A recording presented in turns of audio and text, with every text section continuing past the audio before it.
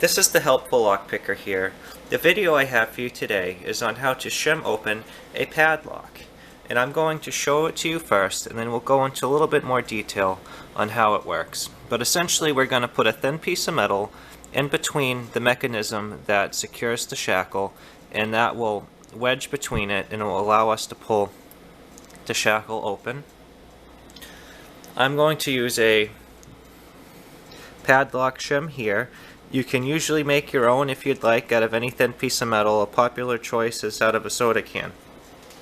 So we are going to just insert this metal here, and it will start to separate the locking mechanism that holds the shackle secure. And then once you get them both all the way down, you'll be able to pull the shackle open. Sometimes it just takes a little finessing, and we have the shackle open. Now I'd like to try to show you a close-up. Here you can see the locking mechanism has been shimmed by the piece of metal, and that has made that gap, and it is no longer locked. You can see it here as well. And now the shackle is open. I just removed the shim, and the lock is open. What you can see in here is this piece of metal here juts out into here, and that's what will hold it in, and the same on the other side. And when we inserted our shim, it went in between both, and it bridged the gap and allowed us to open the lock.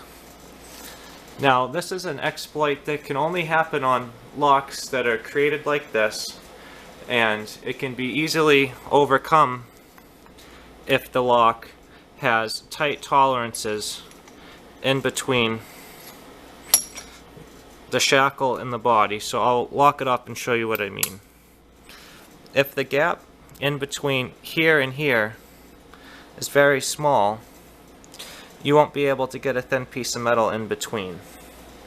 And then another way to prevent this is a lot of manufacturers have added ball bearings into their locks, which will prevent shimming further.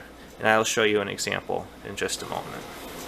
Here is an example of a lock that wouldn't be able to be shimmed. This is an American Lock 5200. It's a really well built lock, and it's a pretty tough lock to pick. It has a lot of good security pins in it and has pretty good tolerances, and the average person's not going to be able to pick them without some good experience. But what makes this lock able to not be shimmed is on the inside. When you look inside the shackle here, you'll be able to see this little ball bearing. This ball bearing prevents shimming attacks, and it's very effective at keeping that bypass method from being effective. However, many manufacturers are not putting them in because it increased costs, and it is not something they think that needs to be upgraded at this time. As always, just know your security needs for what you're trying to secure, and always buy something appropriate. I hope you found this video interesting and taught you how to shim open a padlock. It is something you can do on many locks, and it's an interesting approach to be able to use. Just remember, never shim a lock that you do not own or do not have the permission to shim. If you have any suggestions on videos you'd like to see me make, please leave them in the comments below. And as always, I hope you have a great day, and thank you so much for checking this out.